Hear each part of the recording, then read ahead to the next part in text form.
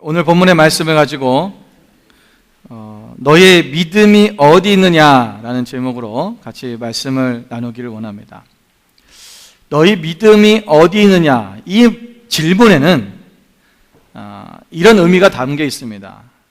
바로 우리의 믿음이 실종됐다는 것입니다. 믿지 않는 사람들은 그렇다 치고 우리 믿음이 있다고 하는, 다시 말해 예수님을 믿는다고 하는 하나님의 자녀들까지도, 그 자녀들에게도 믿음을 찾아볼 수 없다라는 거죠. 오늘 우리가 예를 들면 이런 그림을 한번 생각해 보십시오. 우리가 길거리에 나갔더니 전봇대에 큰 포스터가 하나 붙여 있는데 사람을 찾습니다 이렇게 써 있습니다. 그 찾는 사람이 믿음이 이렇게 하고 써 있는 거예요. 오늘 우리가 믿음이 실종돼서 믿음을 찾고 계시는 그 하나님의 음성을 오늘 우리가 들어야 됩니다. 오늘 크리스찬들에게 가장 중요한 것이 뭐냐면, 지난번에 말씀드린 것처럼 믿음인데 그 믿음이 어디로 가버렸냐는 거죠. 오늘 그 믿음을 우리가 다시 회복하기를 원한다는 것입니다. 오늘 예수님의 제자들이 갈릴리 호숫가에서 예수님과 함께 배를 타고 건너게 되었습니다. 여러분, 갈릴리 호수는 사진을 좀 보여주십시오. 폭이 13km 그리고 길이가 22m가 되는 큰 호수입니다. 그래서 우리는 갈릴리 바다라고 하기도 하고 호수라고 하는데, 호수가 맞죠? 바다는 아닙니다. 그런데 이 갈릴리 바다를 지나가는데 여기에 광풍이 불었다라고 오늘 말씀에 기록되어 있습니다. 여러분, 이 광풍이 얼마나 심하게 불었는지, 큰 바람이 불었다는 거죠. 그래서 이 호수를 내리쳤는데 배에 물이 가득하게 되어서 위태하게 되었더라. 제자들이 예수님을 깨웠습니다. 주님, 우리가 죽겠나이다. 예수님께서 잠을 깨셔서 바람과 물결을 꾸짖으시니 이에 물결이 잔잔해졌다라고 그렇게 말씀하고 있습니다. 여러분, 보통 사람들은, 우리가 웬만한 사람들은 어떤 문제가 생기면 우리 인생의 문제를 자기 스스로 해결하려고 합니다. 어떻게 하면 내가 이 문제를 해결할까? 그래서 우리가 배에 풍랑이 오면, 광풍이 불어오면 그 광풍을 속에서 내가 어떻게 하면 살아날까를 열심히 노력을 합니다.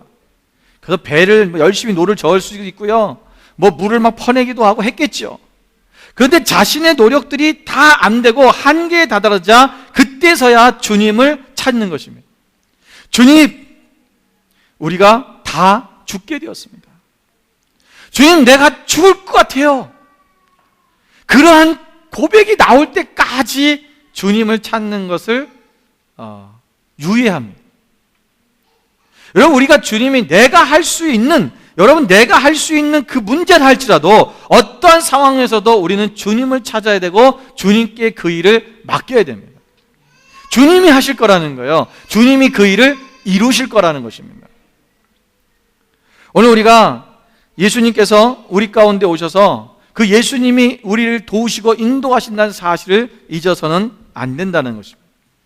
여러분, 본문의 말씀은 바다가 나옵니다. 갈릴리 호수가 나오는데, 이 갈릴리 호수는, 이 바다는 우리의 세상을 상징합니다. 또한 배는 우리의 삶, 우리의 인생을 상징하는 것입니다. 이 인생의 우리 인생이 이 바다라고 하는 이 세상을 우리가 배를 타고 이제 가는 거죠. 인생이 가는 거죠. 그런데 우리가 이 인생이 가는 중에 무슨 일이 생깁니까? 어떤 광풍을 만날 수가 있습니다. 그런데 여러분, 우리가 예를 들면 요나와 같이 하나님께서 요나야, 네가 니느웨로 가서 네가 그 니느웨 땅이 멸망한다고 전해줘라 라고 말씀했을 때 그 말씀에 순종하지 아니하고 그가 불순종하고 안 한 그 원수 같은 나라, 나의 원수인 그 니느웨로 갈 수가 없어요. 니느웨는 아수르의 수도입니다. 그 북이스라엘과 철천지 원수지간이에요. 내가 왜 저 멸망하는 나라를 가겠냐, 그 멸망하는 것이 당연한 거지 생각을 하고 요나는 그 다시스로 가는 배를 타고 도망을 갑니다. 어떻게 됐어요? 그 배를 타고 가다가 광풍을 만납니다. 도저히 그 광풍을 어떻게 피할 수가 없는 거예요. 사람들이 자기들의 물건, 뱃속에 있는 물건들을, 귀한 것들을 다 버립니다. 배를 가볍게 하지요. 그럼에도 불구하고 그 광풍이 멈추지 않으니까 그들이 죽게 되었을 때 도대체 누구의 죄 때문에 이런 일이 생겼는가? 제비 뽑기를 하죠. 그때 제비 뽑기에 누가 뽑혔어요? 요나가 뽑힙니다. 그래서 요나에게 네가 도대체 무슨 죄를 졌느냐 얘기하니까 요나가 내가 하나님께서 이렇게 하라는데 내가 그 말씀을 어기고 지금 다시스로 가는 길이다. 나를 이 바다에 던져버리면 이 광풍이 멈출 것이다. 그래서 요나를 바다에 던져버리니까 어떻게 됐어요? 그 바다가 잔잔해졌습니다. 요나같이 하나님 말씀을 듣지 않고 불순종해서 그가 그 바다를 인생을 갔다면 광풍을 만나는 것이 당연한 거예요. 그런데 오늘 본문의 말씀을 보면요, 이 배에 누가 타고 계셨어요? 예수님이 계셨다는 것입니다. 다시 말하면 우리의 삶에, 내 인생에 예수님이, 그 인생의 배에 예수님께서 거하시고 계신다는 거예요. 그러니까 예수님이 함께 하시는데도 불구하고 예수님이 함께 하는데 왜 내게 광풍이 오냐는 것입니다. 여러분, 많은 사람들이, 크리스찬들이 이 문제 때문에 고민을 많이 합니다. 왜 내가 광풍이 왔을까? 여러분, 예수님이 내 안에 계셔도, 예수님이 우리의 배에 함께 계셔도 광풍을 만날 수 있습니다. 우리가 이것을 먼저 이해해야 돼요.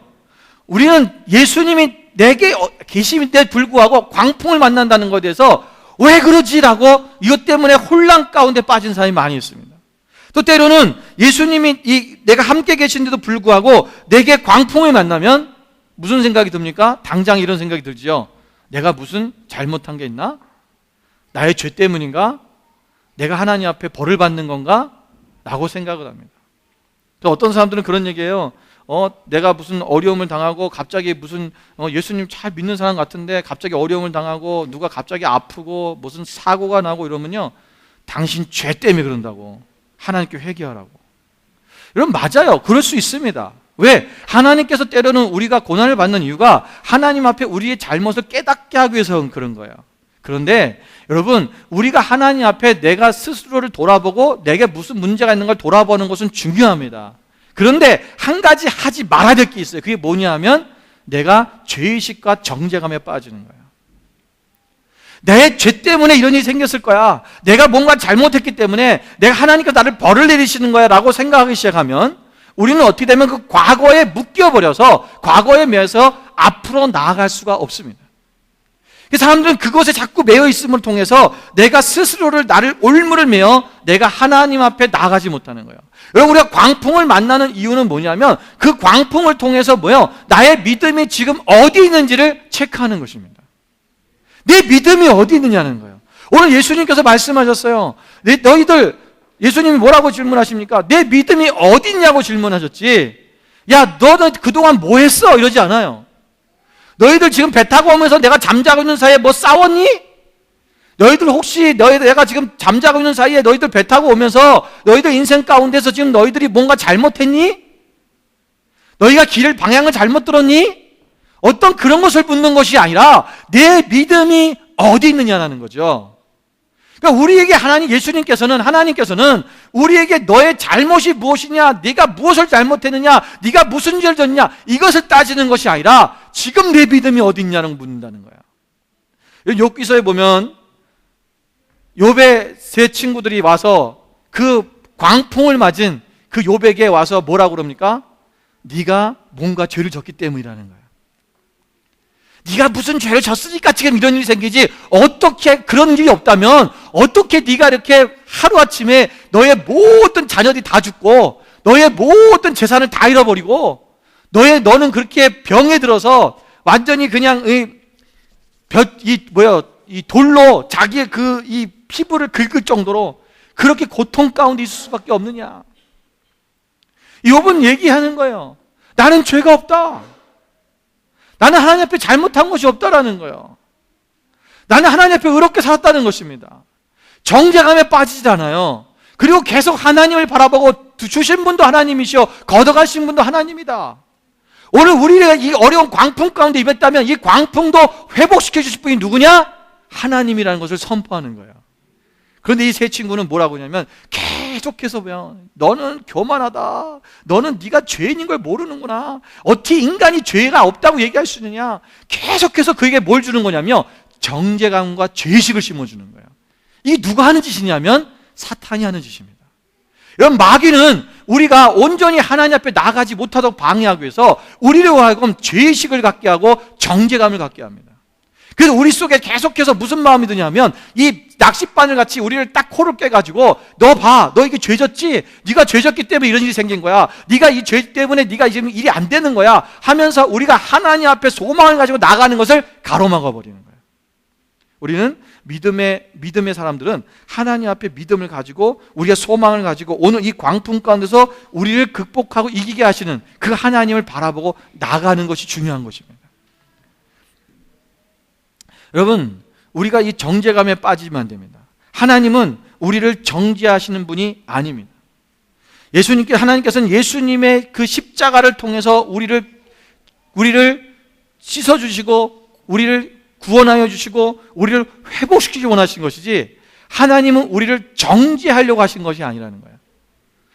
여러분, 주님의 제자들에게 오늘 말씀하시는 내 믿음이 어디 있느냐라고 말씀하시는 것은 오늘 이 광풍 가운데서 우리의 믿음의 반응을 보시는 것입니다. 오늘 우리가 믿음 안에서 어떻게 반응하고 있느냐, 너의 정말 믿음으로 반응하고 있느냐, 아니면 세상 사람들과 똑같이 원망하고 불평하고 좌절하고 낙심하는 그러한 삶 가운데 빠지느냐라는 거예요. 우리의 삶 속에 보면 우리가 광풍을 만날 수 있습니다. 여러분, 그러나 그 광풍을 만날 때 오늘 나의 믿음이 어디 있는지를 확인해야 됩니다. 그 광풍을 만날 때 내가 믿음으로 그것을 이겨나갈 수 있는 그 믿음, 어떻게 이것에 반응할 것인가가 중요하다는 것입니다. 여러분, 평안할 때 주님을 찬양하고 주님 한 분만으로 만족한다는 말은 누구든지 할 수 있습니다. 그러나 우리가 광풍을 만날 때 오늘 내가 어떻게 말하며 어떻게 행동할 수 있느냐, 그것이 바로 우리의 믿음의 현주소라는 거예요.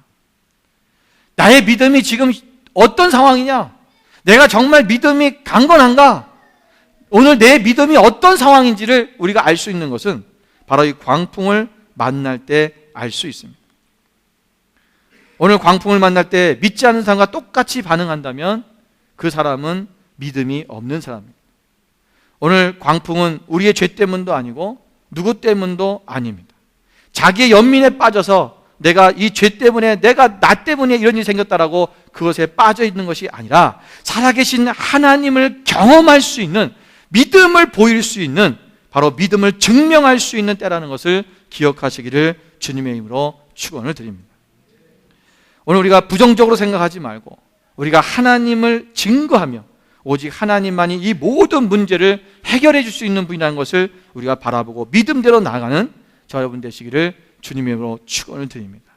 그래서 예수님께서는요, 항상 환난 가운데 있는 자들을 찾아가셨을 때 병들어 있는 자들, 중풍병자들, 또 귀신 들린 자들, 귀신들은 귀신을 쫓으셨지만, 왜냐하면 귀신은요 자기의 믿음을 선포할 수가 없어요. 그러니까 귀신 들린 자는 예수님께서 그냥 귀신을 쫓아내셨습니다. 그러나 병든 자들, 또 죽은 자가 살아나는 이들을 예수님께서 하실 때마다 항상 하신 말씀이 뭐예요? 내 믿음대로 될지어다. 네 믿음대로 된다는 거야. 오늘 우리의 믿음이 크기에 따라서, 우리가 믿고 있느냐 믿지 않고 있느냐에 따라서 오늘의 문제가 해결되느냐 해결되지 않느냐가 결정된다는 것입니다. 그것은 우리의 몫입니다. 그래서 오늘 우리가 우리의 믿음을 찾아야 되는데, 실종된 우리의 믿음을 어디서부터 찾아야 되느냐?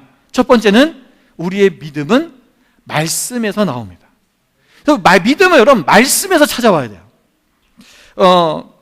여러분 로마서 10장 17절 말씀을 보시면, 그러므로 믿음은 들음에서 나며 들음은 그리스도의 말씀으로 말미암느니라고 말씀하고 있습니다. 여러분, 우리가 믿음이라는 것은 들음에서 오는데, 들음은 뭐라고요? 말씀으로 말미암은 것이다. 다시 말하면 말씀을 들음으로 말미암아 우리가 믿음이 생긴다라는 거예요. 그러니까 말씀이 없이는 우리의 믿음이 생길 수가 없다라는 거죠. 우리 안에 얼마만큼 말씀을 우리가 여러분이 많이 읽고 말씀을 많이 묵상하고 말씀을 많이 보고 말씀을 많이 들어야 우리가 말씀 안에서 우리의 믿음이 강건해질 수 있다라는 것입니다. 믿음이 생긴다는 거예요. 그래서 말씀이 그만큼 중요하다는 것입니다. 여러분, 믿음은 어떤 감정이나 느낌이 아닙니다. 그냥 just feeling이 아니라는 거예요. 내가 믿음이 있는 것 같은데 이런 게 아니라는 거예요. 믿음은 실제이고 믿음은 말씀으로 말미암아 우리가 나아가는 것입니다. 여러분, 믿음은 말씀에서 나옵니다. 내 지식이나 내 경험이 아니라 오직 하나님의 말씀으로 나온다는 거예요. 여러분, 베드로가 예수님을 처음 만났을 때 예수님께서 말씀하시기를 뭐라고 했어요? 네 그물을 깊은 데로 내려라 했어요. 여러분, 그때 베드로가 뭐라고 얘기합니까? 내가 밤새도록 수고하였지만 한 마디도 답지 못했다는 거예요. 자기의 지식과 자기의 경험으로는 오늘 이 시간에는 또 지금은 바다에 지금 물고기가 없는 거예요. 그런데 뭐라고 합니까? 내가 말씀에 의지하여 그물을 내리리이다. 나의 지식과 경험으로는 이것을 할 수 없는 일이고 지금 안 되는 일이지만 내 지식과 경험을 의지하는 것이 아니라 말씀을 의지하겠다는 거예요. 그러니까 말씀을 의지하니까 어떻게 됐습니까? 그대로 그물이 찢어지도록 고기를 낚은 것입니다. 여러분, 오늘 우리가 무엇을 의지해야 되는 거예요? 우리의 경험과 우리의 지식을 의지하지 마십시오.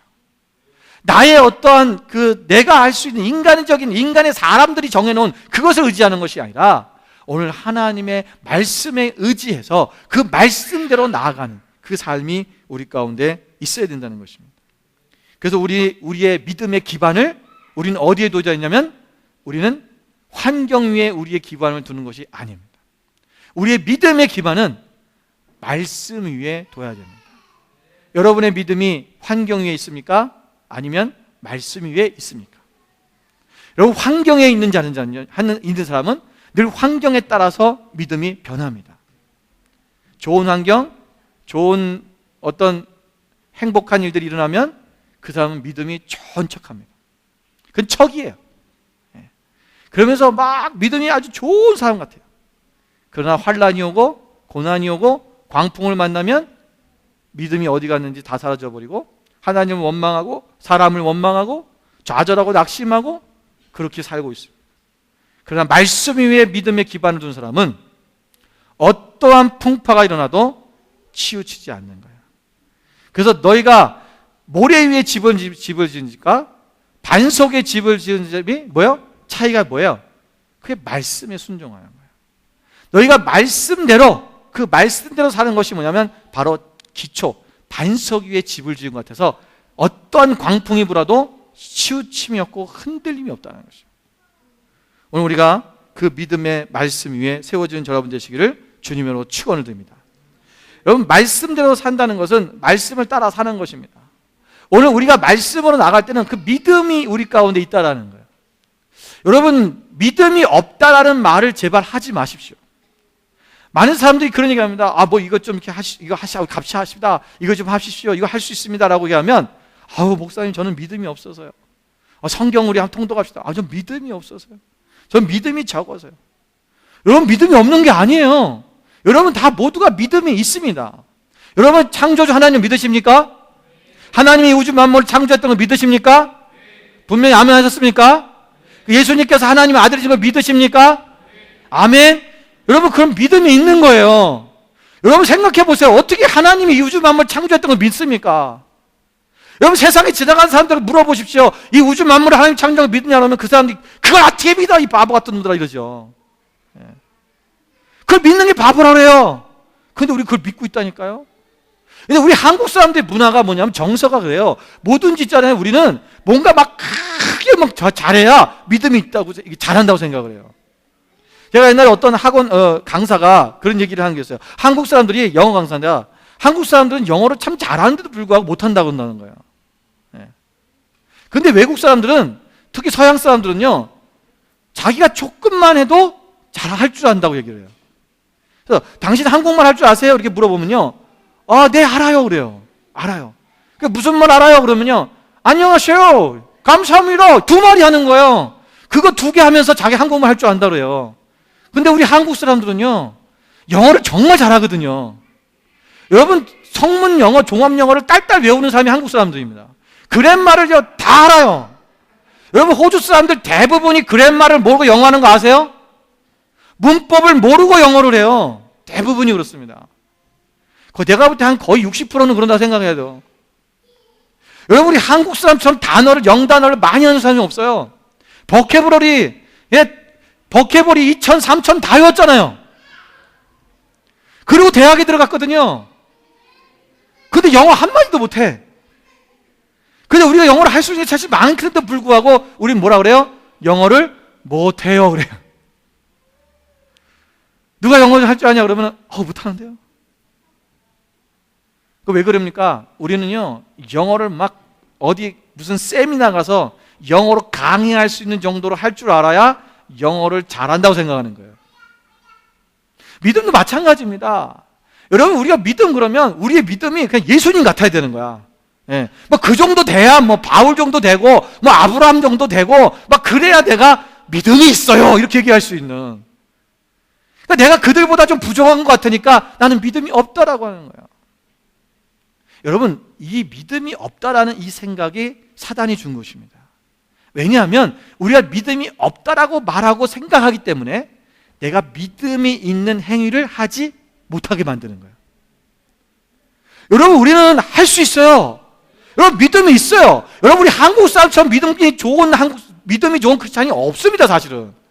제가 요즘 한국 교회가 너무 타락하고 있으니까, 너무 세상적으로 나가 있으니까 한국 교회를 좀 비판하고 얘기하기도 하지만, 여러분, 한국만큼 신앙의 기반이 바로 빨리 잡힌 데가 없고요, 급속도로 성장한 교회가 없어요. 세계에서 모든 교단을 통틀어서 감리교, 장로교, 순복음, 무슨 성교교, 모든 침례교 중에서 가장 큰 교회가 다 한국에 있어요.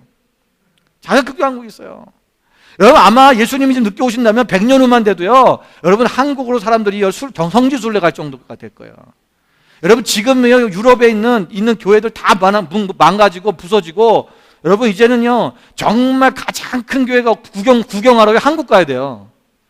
예. 여러분, 세계에서 선교사를 두 번째로 많이 보낸 나라가 어디예요? 한국이에요. 이렇게 믿음 좋은 나라가 없어요. 한국 사람은요, 여러분, 중국 사람은 해외 나가면, 다른 나라 가면 어디 가든지 뭐부터 세워요? 식당 만들어요. 식당부터 열어요. 일본 사람들은 뭐예요? 회사부터 만들어요. 한국 사람은 뭐부터 세워요? 교회부터 세워요. 이런 믿음 좋은 나라가 어디 있어요? 우리는 그럼에도 불구하고 늘 우리 뭐야? 믿음이 없대. 믿음이 없다는 거야. 그러니까 우리가 믿음에 있는 행위를 못하고 믿음 있는 큰 일들을 못하는 거야. 왜 사단이 그걸 가로막고 있는 거야? 여러분, 믿음이 있습니다. 여러분 옆에 사람에게 이렇게 좀 얘기해 주세요. 당신의 믿음은 큽니다. 당신은 큰 믿음을 가지고 있습니다. 당신은 큰 믿음을 가지고 있습니다. 여러분, 큰 믿음을 갖고 있는 거예요. 예. 여러분, 이런 믿음이 있는 사람은요, 왜냐하면 소망을 갖거든요. 여러분, 히브리서 6장 19절 말씀에 오면 우리가 이 소망을 가지고 있는 것은 영혼의 닭 같아서 튼튼하고 견고하여 휘장 안에 들어가나니 그랬어요. 우리가 지성소 휘종 안에 들어갈 수가 없었어요. 그래서 예수 그리스도로 말미암아 우리가 이제 소망을 가져서 이제는 그 예수님으로 말미암아 그 휘장 안에 들어갈 수 있게 됐다는 거예요. 하나님을 직접적으로 만날 수 있게 됐다는 것입니다. 우리의 믿음이라는 것이 우리가 된 것이 아니라 예수 그리스도로 말미암아 그 믿음이 생긴 거예요. 그 소망을 갖겠다는 것입니다. 우리의 믿음이 있다라고 하는 것, 있어야 우리가 소망을 가지고 앞으로 더 나아가고 우리가 지금의 그 광풍을 이겨나가고 우리가 더 주님의 미래를 바라보며 소망의 닻을 들어 하나님 그 소망의 항구로 나아갈 수 있는 거예요. 그게 내가 믿음이 없다고 생각하니까 좌절하고 낙심하고 이 광풍에서 내가 빠져나올 수 있는 힘이 없다고 생각하는 거죠. 아닙니다. 오늘 우리가 주님 앞에 소망을 두고 우리의 믿음이 말씀에 견고하게 서서 그 말씀의 기반 위에서 말씀대로 말씀을 의지하여 나가면 우리가 우리가 믿음을 찾아내는 여러분 되시기를 주님의 이름으로 축원을 드립니다. 두 번째는 우리가 믿음을 어디서 찾아야 되냐? 우리가 믿음으로 살아내는 것입니다. 우리가 믿음이 어디 있냐면 우리가 믿음으로 살아낼 때 거기에 믿음이 있는 거예요. 또 믿음이 어디 있습니까? 여러분, 여기 있어요. 어떻게 보여줘요? 믿음은 추상적인 겁니다. 그 믿음이란 단어 자체는 추상적인 거지만 실제로 그 믿음을 보여줄 수 있는 것은 뭐냐면 우리의 삶이라고 하는 거예요. 여러분 히브리서 11장에 보면 믿음장이라고 하죠. 여러분 히브리서 11장 1장 1절에 보면 뭐라고 11장 1절에 보면 믿음은 바라는 것들의 실상이요 보지 못하는 것 증거니 그랬어요. 2절에 보면 선진들 이로써 증거하였느니라고 말씀합니다. 그 3절에 가면 무슨 말씀인지 아세요? 3절을 한번 찾아보십시오. 3절 한번 제가 찾아보세요. 성경 찾아보세요. 아마 여기 스크린에 안 나올 겁니다. 자, 히브리서 11장 3절 말씀 같이 한번 읽어볼게요. 다 찾으셨습니까? 364페이지인데 같이 읽습니다. 믿음으로 모든 세계가 하나님의 말씀으로 지어진 줄을 우리가 아나니 보이는 것은 나타나는 것 말미암아 된 것이 아니니라. 자, 보세요. 여러분 이 3절에서 말씀하고 있는 믿음은 뭐예요? 모든 세계가 뭐랬다고요? 말씀으로 지어진 줄을 안다 그랬어요. 자, 이게 전제라는 거예요. 이 전제가 됐기 때문에 아브라함이 믿음으로 나가고 아벨이 믿음으로 나가고 노아가 믿음으로 나가고 믿음으로 간다는 거예요. 우리가 하나님 앞에 믿음으로 살아낼 수 있는 방법의 첫 번째 전제가 뭐냐면 이 모든 세계가 하나님의 말씀으로 지어졌다는 거예요. 그걸 믿는 것입니다. 그러니까 하나님의 말씀을, 그러니까 말씀을 믿어야 된다는 거예요. 말씀을 믿으면 이 말씀은 내가 하나님의 말씀으로 믿었어요. 그럼 이 말씀을 믿었기 때문에 뭐 해야 돼요? 그 다음에 순종해야 되는 것입니다. 우리가 믿음의 방향이 두 가지가 있는데 믿음으로 나가는 방향성 두 가지가 있어요. 그 방향성이 뭐냐면 그 방향성이 바로 하나는 순종입니다. 순종하는 거예요. 오늘 말씀으로 말미암아 우리가 하나님께서 이 말씀을 내가 믿었으니까 말씀대로 이 말씀이 하나님 말씀이니까 당연히 어떻게 돼요? 이 말씀에 순종해야 되죠. 이 순종은 내가 할 일이에요. 내가 순종하지 않으면 이 역사는 일어나지 않습니다. 두 번째는 우리가 뭐 해야 되냐면 신뢰하라는 거야. 이 신뢰는 내가 하는 것이 아니라 하나님이 하실 것을 믿는 거예요. 예. 이건 하나님이 내가 순종하고 나가 신뢰하면 하나님이 이렇게 이루실 거야. 아브라함이 하나님께서 내 본토 친척 아비의 집을 떠나라 하시니까 그 말씀을 어떻게 해요? 믿었어요. 그리고 그 다음에 믿어지니까 믿고서는 가만히 있으면 안 되는 거예요. 믿었으니까 어떻게 해요? 순종해야 돼요. 이것은 내가 해야 된다는 것입니다. 내가 순종의 발을 먼저 내디뎌야 되는 거예요. 이게 이루어지면 그럼 나갈 때 그럼 뭘 해야 되냐? 신뢰하는 마음을 가져야 된다는 거예요. 왜? 하나님이 이것을 하실 것을 신뢰하고 그러고 나아가면 어떻게 돼요? 이것이 실제적인 믿음의 삶이 우리 가운데 이루어진다는 것입니다. 여러분 요한 웨슬러는 이런 얘기를 했습니다. 존 웨슬러가 말하는 무슨 얘기냐면 자기가 할 일은 하지 않고 하나님이 하실 일만 기대하고 기다리는 사람이 광신자다. 여러분 광신도라는 게 다른 게 아니에요. 무슨 막 눈물 콜콜 찌르고 막 그러면서 눈물 흘리고 막 벙벙 울며 소리 지르고 막 손 흔들면서 기도하고 그게 광신자가 아니에요. 여러분 그거는 하나님을 내가 만나고 하나님 앞에 내 죄가 통회되고 그러면 그렇게 되어줄 수밖에 없어요. 막 하나님 앞에 기쁨이 있으면 막 춤을 추면서 막 찬양할 수밖에 없는 거예요. 그게 광신자가 아니에요. 광신자는 뭐냐? 자기가 할 일은 하지 않고 하나님이 하실 것만 기다리고 있는 사람들. 그게 광신자라는 거예요. 오늘 우리가 하나님 앞에는요 반드시 이 믿음의 뭐요? 이 순종의 발걸음이 우리 가운데 있어야 된다. 그리고 그분을 신뢰하며 나가라. 여러분 역대상 29장 11절부터 12절 말씀 보면 여호와여 위대하심과 권능과 영광과 승리와 위엄이 다 주께 속하였사오니 천지에 있는 것이 다 주의 것이로소이다. 여호와여 주권도 주께 속하였으니 주는 너프사 만물의 머리이심이니이다. 부와 귀가 주께로 말미암고 또 주는 만물의 주제가 되사 손에 권세와 능력이 있사오니 모든 사람을 크게 하심과 강하게 하심이 주의 손에 있나이다. 자, 여기 주의 손에 있나이다가 우리가 앞절에 있는 11절과 12절에 두 개가 똑같이 나옵니다. 첫 번째 주의 손에 있는 건 천지가 주의 손에 있다 그랬고 두 번째는 사람을 크게 하심과 강하게 하심이 주의 손에 있다는 거예요. 여러분 이 모든 것이 누구에게 있다는 거예요? 주의 손에 있다. 주께 있다는 것입니다. 그러니까 주님께 모든 것이 있기 때문에 우리는 뭐요? 그분에게 능력이 있고 모든 것이 주분에게 있다. 그럼 우리 누구에게 순종해야 돼요? 그분께 순종해야죠. 여러분 내가 누구에게 순종하느냐? 그 순종하는 대상에게 내가 종이 된다라고 성경에서 말씀하고 있습니다. 어디 말씀이 있냐면요 로마서 6장 16절에 로마서 6장 16절 말씀 보면 너희 자신을 종으로 내주어 누구에게 순종하든지 그 순종함을 받는 자의 종이 되는 줄을 너희가 알지 못하느냐. 혹은 죄의 종으로 사망에 이르고 혹은 순종의 종으로 의에 이르느냐. 그러니까 네가 자신을 종으로 내주어서 누구에게 순종하든지 순종하면 그 순종함을 받는 자의 종이 된다는 거예요. 그러니까 여러분이 우리가 하나님이 모든 것이 하나님의 주의 손에 있다는 것을 우리가 인정하고 그분 앞에 그분이 능력자라는 것을 알기 때문에 우리는 그분 앞에 순종하면 그분의 종이 되는 거예요. 그런데 만약에 능력이 다른 것에 있다. 예를 들면 여러분이 돈의 능력이 있고 물질의 능력이 있다고 생각하면 우리는 뭐요? 그것의 종이 되는 거예요. 그러니까 그것에 순종하게 되죠. 여러분 돈의 물질에 순종한다는 게 뭐냐면 내가 돈이 있으면 막 행복해하고 돈이 없으면 좌절하고 낙심하고 그게 뭐예요? 그게 돈에 순종하고 있는 거예요. 돈의 종이 되고 있다는 것입니다. 오늘 우리가 하나님 앞에서 여러분 하나님이 하나님 앞에 온전히 그분이 우리의 주권자 되시고 하나님이 나의 주인 되심을 우리가 바라보며 그분 앞에 순종하는 그 삶이 우리 가운데 있어야 된다는 것입니다.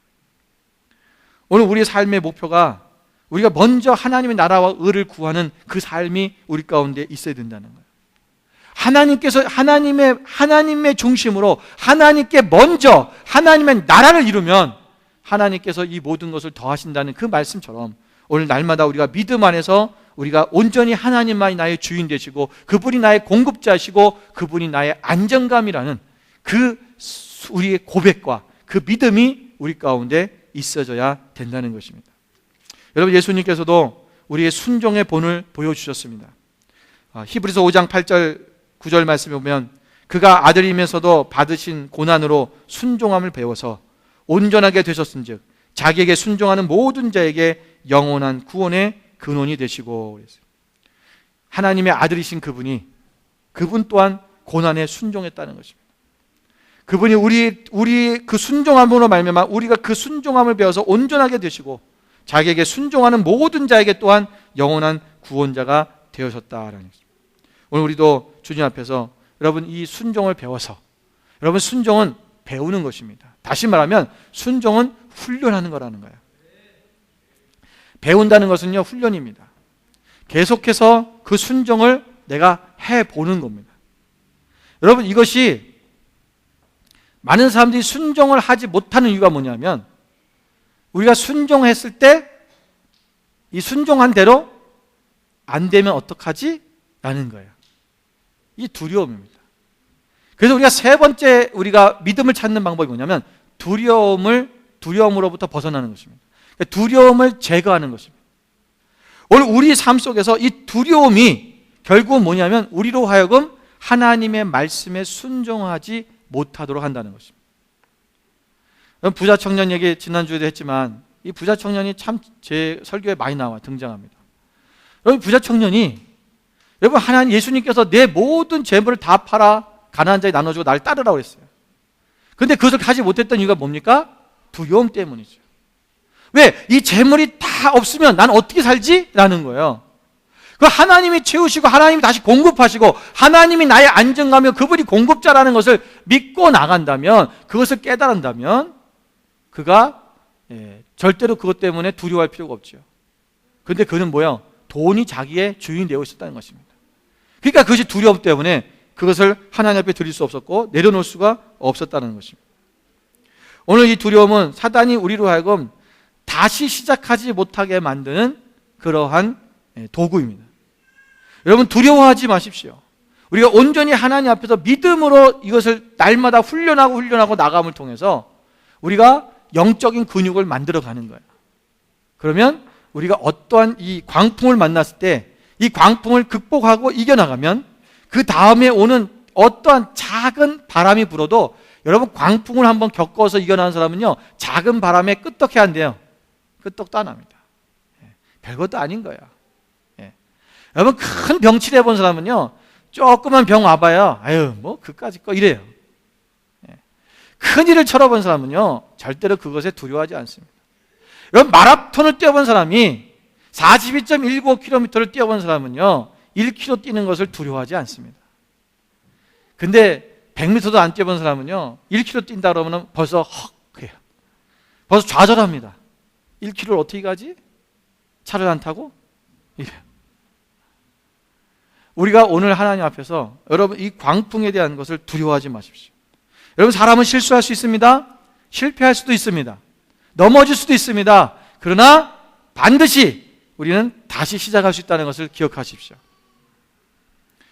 여러분 예레미야서 29장 11절 말씀에 보면 여호와의 말씀이니라 너희를 향한 나의 생각을 내가 아나니 평안이요 재앙이 아니니라 너희에게 미래와 희망을 주는 것이라. 여러분 이것은 지금 바벨론으로 포로로 잡혀가는 이스라엘 백성들에게 하나님 말씀하시는 거예요. 여러분 지금 나라가 망했어요. 포로로 잡혀갑니다. 그런데 내가 너희를 향한 나의 생각은 재앙이 아니라는 거예요. 오직 내가 평안이고 너희에게 주는 것은 평안이고 너희에게 미래와 희망을 주는 것이다. 여러분 우리에게 온 이 광풍이 재앙이 아니라는 거예요. 여러분 이것을 재앙으로 생각하면 두려워 떱니다. 그러면 우리는 아무것도 할 수 없습니다. 하나님의 생각은 뭐라고요? 평안이요 미래와 희망이다.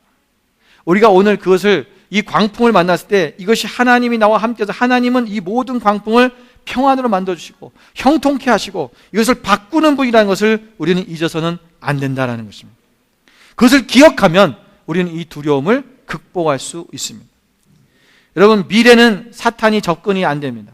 오직 주님만이 우리 미래의 소망이십니다. 여러분 소망의 반대말이 뭐냐면 바로 두려움입니다. 여러분 성경에 보면 두려움이라는 단어가 366번이 나옵니다. 366번. 여러분 이 두려움이라는 단어가 366번이면 그건 뭐예요? 우리 1년이 며칠입니까? 365일이잖아요. 1년 내내 두려워하지 말라는 거예요. 두려워하지 마라. 두려워하지 말아라. 두려워하지 마라. 매일매일 우리 삶 속에서 두려워하지 마는 이것을 기억하며 살라는 것입니다. 오늘 우리가 항상 주님 앞에서 하나님께서는 우리의 광풍을 이기게 하시고 형통케 하시는 분이라는 것을 기억하시기 바랍니다. 여러분 옆 사람에게 이렇게 얘기하십시오. 당신은 형통할 것입니다. 당신은 형통할 것입니다. 당신의 미래에 소망이 있습니다. 하나님께서 오늘 우리 가운데 그 소망과 희망을 우리에게 주실 것입니다. 여러분 우리 만나교회 교인들은요 반드시 형통하게 되게 돼 있습니다. 왠지 아세요? 우리 교회의 비전이 뭐냐면 온 열방의 만나를 나누는 것입니다. 여러분 하나님의 교회는 공동 운명체입니다. 여러분이 이 만나교회 다닌다는 것은 뭐냐? 하나님께서 그 수많은 교회 중에서 이 만나교회로 보내신 목적은 뭐냐면 여러분들이 이 만나교회의 그 비전을 함께 공유하고 그 비전을 이루어낸다는 거예요. 여러분의 비전이 뭐냐? 온 열방의 만나를 나누는 사람이 되는 거예요. 여러분 그렇게 되려면 여러분이 어떻게 돼야 돼요? 부자가 돼야 됩니다. 여러분이 형통하게 돼야 됩니다. 여러분이 성부가 돼야 되는 거예요. 여러분이 그 성부가 되어서 여러분이 하나님 주신 그 물질을 가지고 여러분이 온 열방에 나가서 가난한 자들 먹이고 구제하고 복음을 전파하는 그 사람이 돼야 되는 거예요. 그것이 여러분 우리가 해야 될 일이라는 거예요. 교회가 그렇대. 교회가 그렇게 하겠지. 그게 아니라 우리가 하는 거예요. 여러분 만약에 여러분 가운데 아직 그런 비전을 가지지 못했다면 그 비전을 가지십시오. 어떤 사람들은 그래요. 저 목사님 저는 그렇게까지 큰 부자 되기 싫고요. 그냥 저는 잘 먹고 잘 살면 돼요. 그냥 우리 식구 배고프지 않고 그냥 저는 그렇게 살겠어요. 저는 반 욕심도 없어요. 되게 겸손한 것 같죠? 그게 교만한 거예요. 하나님의 말씀, 하나님의 데스티니를 이루지 않겠다고 하는 것은 그건 뭐냐면요 교만한 거예요. 나는 그냥 여기서 이렇게 그냥 대충 잘 살다가 그냥 나는 그냥 어려움 없이 그냥 이렇게 살다가 하나님 부르시면 그냥 천국 가겠습니다. 여러분 그런 믿음 가지면 안 돼요. 여러분 제가 우리 교인들한테 비즈니스도 하라고 그러고 막 그러는데요. 여러분 그런 얘기를 여러분 쉽게 하실 수 있는 얘기가 아닙니다. 그러다 망하면 어떡해요? 잘 안 되면. 여러분이 내가 하나님께서 오늘 내게 주신 비전이 뭐냐? 그게 온 열방을 먹이는 거라는 거예요. 여러분이 비즈니스에서 여러분 돈을 많이 버셔야 됩니다. 정직하게. 여러분 수고해서 땀 흘려서 그걸 벌으면 그것을 여러분 구제하고 열방으로 그것을 흘려보내셔야 돼요. 그러면요 하나님께서 여러분 가운데 계속해서 더 많은 것으로 채워주시는 역사가 일어나기 시작합니다. 그게 원리예요. 여러분 성부가 되십시오. 부자 되십시오. 거룩한 부자가 되십시오. 그래서 여러분이 정말 많은 사람들에게 여러분 나는 부자가 될 수 없어. 나는 그냥 이 정도가 내가 최선이야 라고 생각하는 것, 여러분 그것도 사탄이 주는 거예요. 너는 할 수 없어. 너는 그 정도밖에 못 살아. 그게 아니에요. 여러분, 오늘 우리가요, 여러분, 교회도 마찬가지예요. 교회도, 하나님, 어떤 분들은, 하나님, 우리 그냥 교인이 한 300명, 한 500명, 이 정도면 딱 좋습니다. 더 이상 크지도 않게 하시고, 귀찮게 괜히 목회하는데 힘들고, 거추장스럽고, 힘든데, 그 정도면 그냥 아주 막 재미있게 목회할 수 있는데, 그 정도만 주세요. 예. 여러분, 뭐, 그럼 재밌을 수 있습니다. 예. 그런데 여러분, 하나님이 이 교회 가운데 생명이 있고, 이 교회 가운데 하나님이 살아나는 역사가 있고, 하나님 비전을 이루는 교회가 되면, 여러분, 많은 사람들이 몰려와야 되는 게 당연한 거예요. 당연한 겁니다. 배가의 축복이 일어나는 게 당연한 거예요. 여러분이 하나님 앞에 온전히 서서 하나님 앞에 충성된 종으로 나가기 시작하면 여러분의 삶이 배가가 일어나고, 여러분의 삶의 모든 부분들이, 여러분 물질적으로나 여러분 신앙적으로나 여러분의 모든 부분들이 다 배가의 역사들이 일어나는 게 당연한 겁니다. 그 일어날 것입니다. 예. 여러분, 디모데후서 1장 7절의 말씀에도 우리에게 두려워하지 말라고 말씀하십니다. 하나님 우리에게 주신 것은 두려워하는 마음이 아니요 오직 능력과 사랑과 절제하는 마음이니. 여러분들 사도행전 42장 16절 말씀에 보면, 예레미야서 42장 16절 말씀에 보면, 너희가 두려워하는 칼이 애굽 땅으로 따라가서 너희에게 미칠 것이요 너희가 두려워하는 기근이 애굽으로 급히 따라가서 너희에게 임하리니 너희가 거기에서 죽을 것이라. 여러분, 이 말씀이 무슨 말씀이냐면요, 이스라엘이 멸망했어요. 바로 바벨론에게 멸망당했습니다. 그랬더니 이스라엘에 있는 사람들이 하나님께서 선지자 예레미야를 통해서 뭐라고 말씀하시냐면, 너희가 바벨론의 그 통치 아래서 평안을 유지하고 살아라는 거예요. 70년이 차면 너희를 다시 회복시키겠다. 그랬더니 이스라엘 백성들이 뭐라 하냐면, 우리가 독립운동해야 된다, 다시 싸워야 된다, 막 그러는 거예요. 하나님 말씀은 그게 아닌데. 그래서 두려우니까 그들이 어떻게 하냐면 도망갑니다. 어디로 도망가냐면 애굽으로 도망갑니다. 하나님 뭐라고 하시냐면, 너희가 두려움을 가지고 있으면, 여러분, 우리가 두려움을 지금, 이거 두려움이라는 것이 내가 이것이 있으면, 이 두려움이 내 안에 있어서 두려움을 위해서, 두려움 때문에 이것을 피하잖아요? 그러면 나만 피하는 것이 아니라 두려움을 같이 가지고 가요. 그렇기 때문에 피해도 그 두려움이 너를 칼로 찌를 것이고, 그 두려움이 결국은 너를 죽일 것이라는 말씀이에요. 그 말씀. 오늘 우리의 삶 속에서 여러분, 두려움을 피하면 안 돼요. 두려워서 피하면 내가 될 것 같은데 결국은 두려움과 함께 가고 있는 거예요. 두려움 때문에 피해서 여기 가니까 거기 가면 두려움이 없나요? 똑같이 두려움. 내가 이미 가져왔거든. 예. 여러분, 일이 어려워서 힘들어서 두려워서 피하잖아요. 여러분, 어떤 공부할 때 내가 이 공부를 너무 어렵고 힘들어, 내가 이걸 피해보자, 다른 거 바꿔보잖아요. 그러면 그게 내가 적성이 안 맞거나, 또는 무슨 내가 갈 길이 아니라서 하나님께서 바꾸라면 모르겠지만, 내가 힘들어서, 공부하는 게 힘들어서 바꾼 사람은 이쪽 가서 절대 못합니다. 또 못하게 돼 있어요. 똑같은 거예요. 여러분, 일하는 것도 마찬가지입니다. 이 일을 해봤더니 힘들어도 못하겠다, 힘들어서 못했다 하더라면요, 반드시 이 일을 해도 또 힘들어서 못합니다. 내가 어떤 다른 이유 때문에 그것을 직장을 옮기거나, 또는 어떤 사업을 바꾸거나, 무슨 내가 일을 바꾸는 것은 문제가, 이건 돼요. 그렇지만 그게 아니라 힘들어서 못했다는 것은요, 여기 가서 힘들어요. 똑같습니다. 내가 힘들어서 여기 못 살겠다, 딴 데 가봐요. 똑같습니다. 두려움을 피해서 간 사람은 그 두려움이 함께 갑니다. 결국은 그것이 칼로 나를 찌른다는 거예요. 찌르고 나를 죽인다는 것이죠. 여러분, 사단은 우리에게 두려움을 줘서 계속해서 우리로 하여금 불신앙을 갖게, 두려움의 뿌리가 뭐냐면 불신앙에서 오는 거예요. 그 불신앙에서 믿음이 없게 만들어서 결국 우리를 망하게 한다는 것입니다. 오늘 하나님께서는요, 우리 광풍 만난 우리들에게 이 두려움을 없애라고 말씀하셔요. 오늘 24절, 오늘 본문의 말씀에 보면, 여러분, 이 제자들 가운데 두려움이 있었어요. 내가 죽게 되었나이다. 오죽하면 25절에 보면 예수님께서 이 바다를 잔잔하게 하고 나서 너희 믿음이 어딨냐 하니, 그들이 두려워하고 놀랍게 여겨 서로 말하되 그가 누구이기에 바람과 물을 명하여 순종하는가 하더라.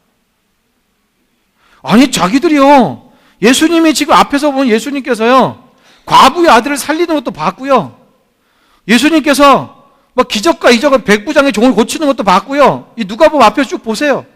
이런 일들이 실제로 있었어요. 병도 고치고, 말씀만으로 고치고, 말씀만으로 과부의 아들 고치고 살려주고, 이런 일들을 분명히 봤음에도 불구하고, 야, 저가 누구에게 이 바람과 바다가 물이 그의 말씀에 순종하느냐.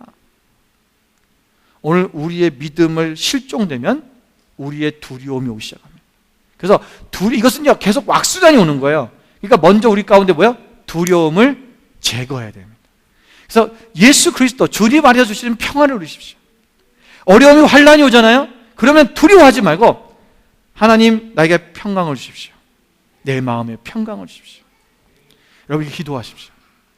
그 두려움이 확 엄습한 순간부터 우리는 믿음이 싹 사라져버려요. 그러니까 아무것도 못하는 거예요. 좌절하고 낙심하고 그냥 주저앉아서 우는 것밖에 할 수 없는 거예요. 그래서 우리가 내가 어려움이 오고 환난이 올 때는 갑자기 어려움이 올 때는요, 하나님 내게 평안을 주십시오. 그러면 내가요 실수하지 않아요. 그리고 내가 막 급하게 어떻게 뭐 일을 처리해갖고 잘못해갖고 일이 잘못되지도 않아요. 주님의 평강을 얻고 그리고 나서 주님 기도하면서 주님 앞에 나가면 하나님의 형통함이 우리 가운데 일어난다는 것입니다. 여러분 인생 가운데 광풍을 만나셨습니까? 출애굽기 3장 7절에 여호와께서 이르시되 내가 애굽에 있는 내 백성의 고통을 분명히 보고 그들의 감독자로 말미암아 부르짖음을 듣고 그 근심을 알고 그랬어요. 여러분 이스라엘 백성들이 애굽에서 노예로 살았습니다. 약 430년 동안 노예 생활을 하면서 그들이 하나님 앞에 결국은 마지막 때 부르짖었습니다. 그런데 하나님께서 오늘 뭐라고 말씀하시는 거냐면 오늘 본문에 보면 여러분 빨간 글씨가 잘 보이시는지 모르겠지만 세 가지의 동사가 나옵니다. 예수님께서 그들을 뭐라 했잖아요? 그들의 고통을 보았다는 거예요.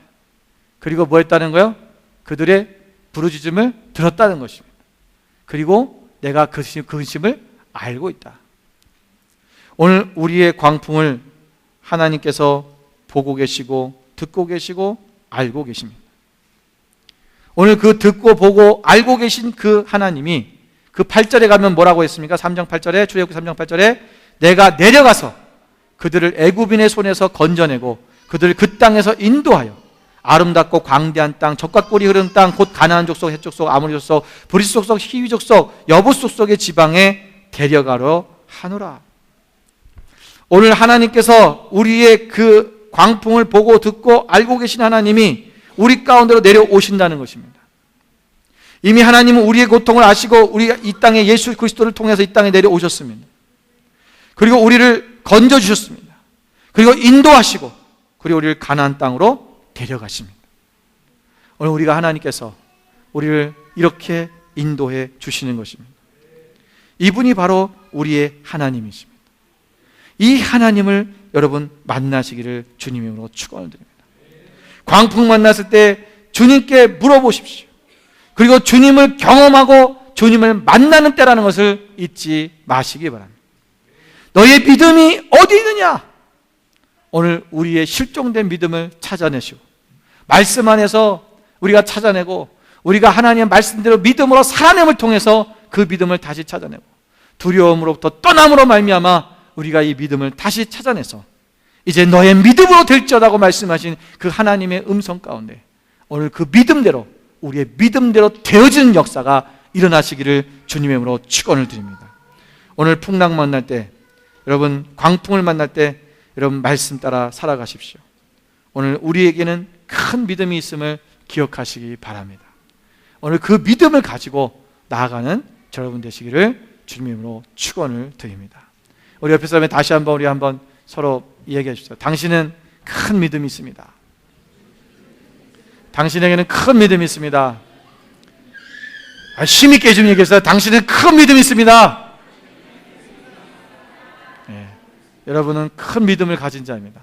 큰 믿음을 가진 자답게 믿음으로 날마다 승리하시는 여러분 되시기를 주님으로 다시 한번 축원을 드립니다. 기도하겠습니다.